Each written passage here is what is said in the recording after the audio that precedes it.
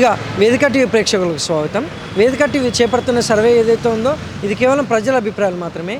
వేదిక టీవీ అభిప్రాయం కాదు. నిజాన్ని నిర్భయంగా ప్రజలతో మాట్లాడి చర్చించడానికి వేదిక టీవీ ఎల్లప్పుడూ కృషి చేస్తుంది. ఇందులో భాగంగా ఈరోజు నల్గొండ జిల్లాకు రావడం జరిగింది. మరి ఈ నల్గొండలో ఉన్నటువంటి ప్రజలు రేవంత్ రెడ్డి గారి పాలన విధి విధానాలు ఎలా జరుగుతున్నాయి, మరి కాంగ్రెస్ హయాంలో రేవంత్ రెడ్డి గారు ప్రవేశపెట్టిన ఈ 6 గ్యారెంటీలు కానీ సంక్షేమ పథకాలు కానీ ప్రజలకు ఏ విధంగా చేరవేరుతున్నాయి, మరి గతంలో కేసీఆర్ గారి పాలన ఏ విధంగా జరిగిందనే విషయాన్ని ఇక్కడ ఉన్నటువంటి ప్రజలతో మాట్లాడి వాళ్ళ యొక్క అభిప్రాయం తెలుసుకునే ప్రయత్నం చేద్దాం. రిపోర్టర్ కార్తిక్ గౌడ్, వేదిక టీవీ. నమస్తే సార్. నమస్తే, గుడ్ మార్నింగ్. మీ పేరు సార్? నా పేరు కత్తుల కాన్షీరామ్. ఏం చేస్తుంటారు సార్? నేను ప్రస్తుతం ఇది లాయర్గా అండ్ బిజినెస్ చేస్తుంటా. సీఎం రేవంత్ రెడ్డి గారి పాలనపై మీ అభిప్రాయం ఏంటి సార్? రేవంత్ రెడ్డి గారి పాలన మింగేయడానికి మెతుకులే కానీ మీసాలకు సంపంగి నీరు రాసినట్టుంది. ఇక ఇంకొక సామెత చెప్పాలంటే పేనుకు పెత్తనం ఇస్తే గుండు కొరుక్కున్నట్టు ఉంది. అంటే ఇక్కడ కేసీఆర్ను పొగుడుతున్నట్టు కాదు. మనకు 75 వసంతాల నుంచి కేంద్ర ప్రభుత్వం ఇచ్చేటటువంటి నిధులైనా, ఇప్పుడు ప్రస్తుతం అధికార పార్టీలో ఉన్నటువంటి బీజేపీ ఇచ్చేటటువంటి నిధులైనా, ఇక్కడ రాష్ట్రం ఇచ్చేటటువంటి నిధులైనా ఎట్లా ఉందంటే పైన ఒక నిధి ఇస్తే ఆ నిధి కిందికి వచ్చే వరకల్లా ఆ ఐస్ గడ్డను కాక 10 మంది చేతులు పెడితే ఎట్లా అరిగిపోద్దో అదే విధంగా ఉందని చెప్పేసి కేవలం ఇది ప్రజలకు చేసేటటువంటి పాలన కాదు. వాళ్ళు రాజకీయాలలో గెలిచి మేము డబ్బులు పెట్టి గెలిచినాం, మేము రూపాయి పెట్టి గెలిచినాం, ఇంకో 2 రూపాయలు సంపాదించుకోవాలనేటటువంటి ధోరణితోటే నడుస్తుంది ఈ రాష్ట్రంలో. పలు రాష్ట్రాలలో కూడా అదే విధంగా నడుస్తుంది. ఆ విధంగానే రాజకీయ పాలన ఉందని చెప్పేసి నేను ఈ రాష్ట్రంలో నేను నేను ప్రతిపక్ష నేతగా నేను ఇంకోటి మీకు చెప్పదలుచుకున్నా. ఈరోజు మీ వేదిక టీవీ ఛానల్కు మీ యొక్క ధన్యవాదాలు. నిజం కూడా ఈరోజు నాకు అవకాశం ఇచ్చినందుకు. నేను బహుజన్ సమాజ్ పార్టీ నల్గొండ జిల్లా ఇన్ఛార్జిని. గత 15 సంవత్సరాల నుంచి ఈ పార్టీ రాజ్యాంగానికి కట్టుబడి పనిచేస్తున్నటువంటి ఏకైక పార్టీ.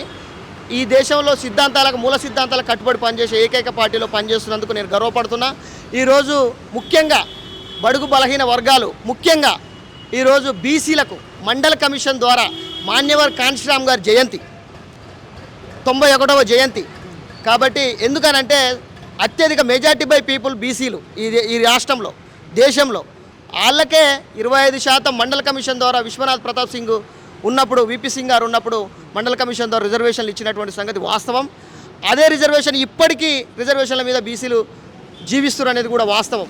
కాబట్టి ఇక కాంగ్రెస్ ప్రభుత్వం, బీజేపీ ప్రభుత్వం, స్థానికంగా ఉన్నటువంటి ప్రాంతీయ పార్టీలు, బీఆర్ఎస్ పార్టీలు అయితే మరి వాళ్ళ అక్రమ సంపాదనలకు వాళ్ళకు పిల్ల తరానికి సంపాదించుకోవడానికి రాజకీయాలు వస్తున్నారని చెప్పేసి నేను చెప్పదలుచుకున్నా. పొలిటికల్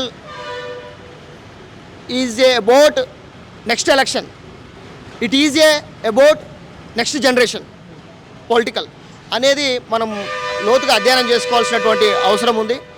కాబట్టి మరి ఈ రేవంత్ రెడ్డి పాలన అయితే ఖచ్చితంగా ఉచిత బస్సు ఫ్రీ పెట్టిండు. ఆ బస్సు ద్వారా మహిళలను అయితే ఒక అడుక్క తినేటాళ్ళు బెగ్గర్స్ని చేసిండు. అంటే గత 75 సంవత్సరాల నుంచి వాళ్ళు ఛార్జీలు పెట్టుకొని బతికి ఈరోజు ఉచిత బస్సు పెట్టి అదొక రకమైనటువంటి పంచాయతీ పెట్టినట్టే, చిక్కులు పెట్టినట్టే. ఇక హాస్పిటల్ వ్యవస్థ అయితే మరీ దారుణంగా తయారైపోయింది. మాకు నిధులు రావట్లేవు, మాకు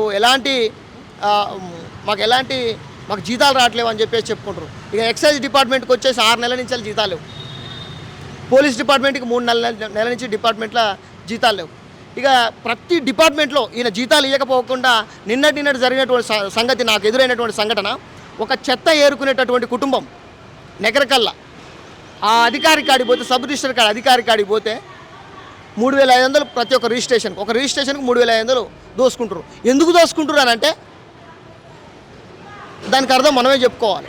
వాళ్ళకి సరిగా జీతాలు రాకనా, లేకపోతే ఈ అక్రమ సంపాదన మీద అలవాటు పడా అనేది మనం ఆలోచించాల్సినటువంటి అవసరం. ఇది గవర్నమెంట్ ఎవరైతే అధికారంలో ఉన్నారో, స్థానిక ఎమ్మెల్యే కావచ్చు, స్థానిక మంత్రి కావచ్చు, స్థానిక ఎంపీ కావచ్చు, స్థానిక ప్రజాప్రతినిధులు కావచ్చు, వాళ్ళు ఆత్మపరిశీలన చేసుకొని నా చుట్టుపక్కల ఉన్నటువంటి అధికారులు ఏ విధంగా పనిచేస్తున్నటువంటి ఆలోచన చేయాల్సినటువంటి అధిక ప్రజాప్రతినిధులకు ఈ ప్రజలు ఇచ్చినటువంటి నైతిక బాధ్యత అని చెప్పేసి వాళ్ళు గుర్తు చేసుకోవాల్సిన అవసరం. మరి ఈ అవసరం గుర్తు చేసుకోకుండా, ఆ అవసరం గుర్తు చేసుకోకుండా ఏం చేస్తున్నారంటే వాళ్ళు ఎంత ఖర్చు పెట్టారో మళ్ళీ అంతే కూడా పెట్టుకోవడానికి ప్రయత్నిస్తారు అనేది నేను ముక్తకండంతో తెలియజేసుకుంటున్నాను. నమస్తే సార్, చెప్పండి. మీ పేరు సార్? శంకర్. ఏం చేస్తుంటారు సార్? వ్యవసాయం చేస్తా. సీఎం రేవంత్ రెడ్డి గారి పాలనలో వ్యవసాయదారులకు ఎలా ఉంది, దానిపైన మీ అభిప్రాయం ఏంటి? ఇది చెప్పినప్పుడు బాగానే ఉంది కానీ కొద్దిగా అటు ఇటుగా అయింది. అవుతుంది ఇక అంతే. ఎంత అది ఏంటంటే ఇది ఆర్థిక మాల్యం ఎక్కువైంది కాబట్టి,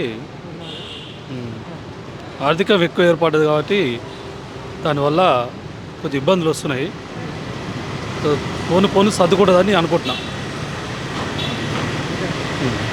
మరి గతంలో కేసీఆర్ గారి పాలనపై మీ అభిప్రాయం ఏంటి సార్? మంచి అది ఇంకా బాగుంది కానీ కొద్దిగా అప్పు ఎక్కువైంది. ఇంకా బాగుంది అది కానీ అప్పు ఎక్కువైంది. పాలన బాగుంది కానీ అప్పు ఎక్కువైంది. ఇది కొద్దిగా అప్పు అది అన్నీ ఇప్పుడు మన ఒక ఇల్లు నడిపాలంటే చాలా ఇబ్బందులు ఉన్నాయి. ఒక స్టేట్ నడపాలంటే మామూలు విషయం కాదు కదా.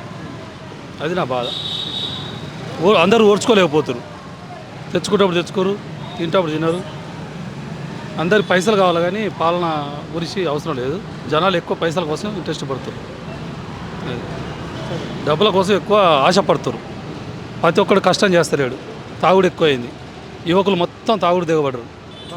బానిస అంతా బయట రాష్ట్రాలు వచ్చి మన రాష్ట్రంలో మొత్తం పనిచేస్తారు. ప్రతి మిల్లులో కానీ వ్యవసాయంలో కానీ ప్రతి చోట బయట రాష్ట్రాలు ఉన్నాయి. ఎక్కడి నుంచి వస్తే డబ్బు అందరూ ఫ్రీ పైసలకు ఎక్కువ ఇవ్వబడరు. కేసీఆర్ అలవాటు నేర్పిండాటికి. ఆ అలవాటు పోవాలంటే పథకాలు మొత్తం క్యాన్సల్ నా దృష్టిలో, నా వరకు. అది నా అభిప్రాయం. అది. Thank you sir. ఓకే. నమస్తే సార్. నమస్తే అండి. మీ పేరు సార్? నా పేరు శివప్రసాద్ రాజు. ఏం చేసి ఉంటారు సార్? నేను ఇక్కడ జాబ్ చేస్తాను మెడికల్గా. సీఎం రేవంత్ రెడ్డి గారి పాలనపై మీ అభిప్రాయం ఏంటి సార్? రేవంత్ రెడ్డి పాలన అస్సలు బాగాలేదండి. ఎందుకంటే గత ప్రభుత్వంతో పోల్చుకుంటే కేసీఆర్ పాలన చాలా బాగుందని జనాలు మెచ్చుకుంటారు. అంతా మాయమాటలు చెప్పి అధికారంలోకి వచ్చి జనాలను మభ్యపెట్టి ప్రతి ఒక్కరిని మోసం చేసి గెలిచింది అనిపిస్తుంది. మళ్ళీ కేసీఆర్ రావాలని ప్రతి ఒక్కరు కోరుకుంటున్నారు. మరి గతంలో కేసీఆర్ గారి పాలనపై మీ అభిప్రాయం ఏంటి సార్? కేసీఆర్ పాలనలో రైతు బీమా కానీ, రైతు బంధు కానీ, రైతులకి నీళ్లు కానీ, కరెంటు కానీ, అసలు 24 గంటల కరెంటు కానీ, ప్రతి ఒక్కటి కేసీఆర్ పాలన బాగా జరిగిందని మెచ్చుకోవచ్చు. ముఖ్యంగా ఆయన పాలనలోనే పింఛన్లు బాగా అందరికీ సాయం చేసిండు. ఇదే గవర్నమెంట్ కాంగ్రెస్ ప్రభుత్వం అయితే ప్రతి ఒక్కరికి ఇస్తా అన్న పింఛన్లు సంవత్సరంన్నరైనా ఇంతవరకు ఒక్కరికి ఇవ్వకుండా అన్ని మాయమాటలతోటి అధికారాన్ని నడుపుతున్నాడు అని మా అభిప్రాయం. Thank you sir. ఓకే. నమస్తే అమ్మ. నమస్తే అండి. మీ పేరమ్మా? యాదమ్మ అండి. ఏం చేస్తారమ్మా? కూరగాయలు అమ్ముకుంటాను. సీఎం రేవంత్ రెడ్డి గారి పాలనపై మీ అభిప్రాయం ఏంటమ్మా? కొంచెం కేసీఆర్ కన్నా ఇది ఒక తీరు న్యాయమే కానీ కొన్ని దాంట్లో ఇబ్బందులు ఉన్నాయి. కరెంటు బిల్లు బీదోళ్ళకు ఆగిపోయిన పెండింగ్లు ఉంటాయి కదండి.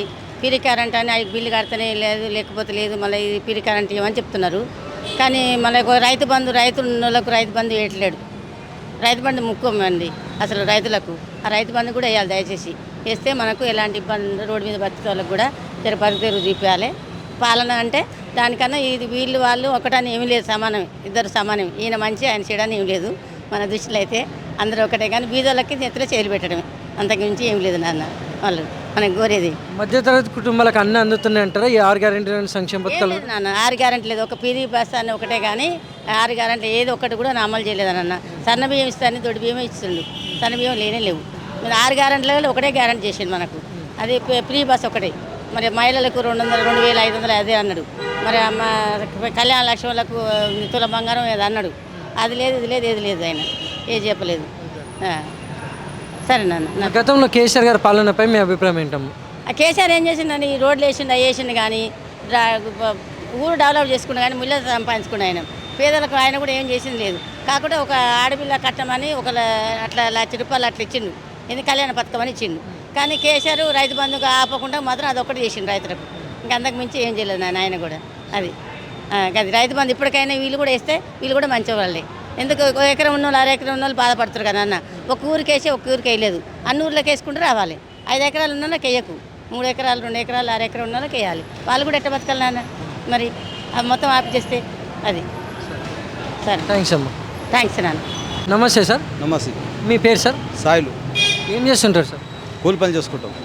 సీఎం రేవంత్ రెడ్డి గారి పాలనపై మీ అభిప్రాయం ఏంటి సార్? రేవంత్ రెడ్డి వచ్చిండు కానీ బస్సు ఫ్రీ పెట్టిండు, ఆటోలో దెబ్బలు, ఈ బస్సు ఫ్రీ లేకుండా తీసేస్తే ఆగబత్తారు జనాలు. ఒక రైతు బంధు ఏమి పెట్టిండు, రైతు బంధు కూడా ఇస్తలేడు. గ్యాస్ 500 అన్నాడు, 500 లేదు, ఏది లేదు. పరిపాలన ఒక బస్సు కూడా ఫ్రీ పెట్టిండు. పింఛన్లు అన్నాడు, కొత్త పింఛన్లు అన్నాడు, పింఛన్లు పెట్టలేదు ఇంతవరకు. 57 ఏళ్ళు అన్నాడు, కొత్త పింఛన్ రాసుకుంటలేరు. రేట్ వస్తే ఇప్పుడు జనాలు అంతా లుక్సాన్ అయిపోతారు, ఆటో నడుపుకోలు అంతా లుక్సాన్ అయిపోతారు. కేసీఆర్ ప్రభుత్వంలో బాగానే చేసిండు. కేసీఆర్ కూడా రైతు బంధు ఇచ్చేవాడు, ఎక్కడొకటి చేసి పింఛన్లు ఇచ్చేవాడు, మొత్తం చేసేవాడు. ఇప్పుడు కేసీఆర్ వస్తేనే బాగుందని జనాలు అంటారు. వినవా? ఇప్పుడు ఏంటంటే ఏ చేసినా కానీ ఏదైనా కట్టు ఉండాలి. చేస్తే బస్సులు తీసేయాలి మొత్తం కంప్లీట్గా. బస్సుల నుంచి మాకేం ఇంకోమి లేదు, మేము ఏడెక్కినా బస్సు కిరాయి అవుతున్నది. దీనివల్ల ఆటోలు చేస్తారు, ఫుట్పాత్ అయిపోయి జనాలు మందు తాగుతారు, యాక్సిడెంట్లు అవుతున్నాయి. బంద్ చేసినోడు మందు కూడా బంద్ చేస్తే పిడపోయేది. వినవా? మందు పెట్టి మందు కావాలి, ఇక్కడ తాగిపోయి ఆడపోతే ఆ పోలీసు వాళ్ళు పట్టుకుంటారు. ఇక్కడ లాసు అక్కడ లాసు. వినవా? దీనివల్ల మనకి ఏం లాభం చెప్పండి? నీళ్ళు వస్తాయన్నాడు, నీళ్ళు ఇస్తున్నాడు, 2500 ఇస్తున్నాడు, 2500 గ్యాస్ అన్నాడు, 500 కట్టాడు, 500 లేదు. పింఛన్లు పెడతాడు, కొత్త పింఛన్లు పెట్టలేదు. మరి దీనివల్ల మాకేం లాభం సార్? రేవంత్ రెడ్డి వచ్చిందంటే ఏదో ఆ ఊపులో వచ్చిండు, కానీ ఆయన వచ్చేవాడే కాదు. కేసీఆర్ 10 సంవత్సరాలు ఉన్నాడు కాబట్టి ఆ 10 సంవత్సరాలు ఎందుకు ఈయన చేస్తే బాగుండదు చెప్పేసి వచ్చిండు, కానీ అంత మాత్రం ఈయన చేయలేదు, చేసేయలేదు. టైం అది బ్యాడ్ టైం. వినవా? మరి గతంలో కేసీఆర్ గారి పాలనపై మీ అభిప్రాయం ఏంటి సార్? దశను కేసీఆర్ అంటే ఇప్పుడు ఆయన చేసిండు, మంచిగా చేసినాడు, మంచి గెలిచిండు అప్పటి నుంచి. ఇప్పుడు ఈయన ఒక బస్సు ఫ్రీ పెట్టి మొత్తం మోన్ చేసిండు జనాలకు. పింఛన్లలో పింఛన్ ఇచ్చి ఇల్లులో ఇల్లు ఇస్తే అదే ఉంటుండే. బస్సు ఫ్రీ పెట్టి ఏం లాభం చెప్పు? కొన్ని కోట్లు లాస్ అవుతున్నది. పింఛన్లోకి 57 పింఛన్ ఇచ్చినా బాగుంటుండే. 2000 3000 మంచిగా బతారు. వినవా? దీనివల్ల ఏం లాభం లేదు. ఒక బస్సు ఒకటి ఫ్రీ ఉన్నది తీసేయాలి సార్, ఏం లేదు. వినవా? ఇప్పుడు ఏదైనా రైతు బంధు కొంతమందికి వేస్తున్నాడు, కొంతమందికి వేస్తలేడు. వినవా? ఇదే sir. Thank you sir. Thank you.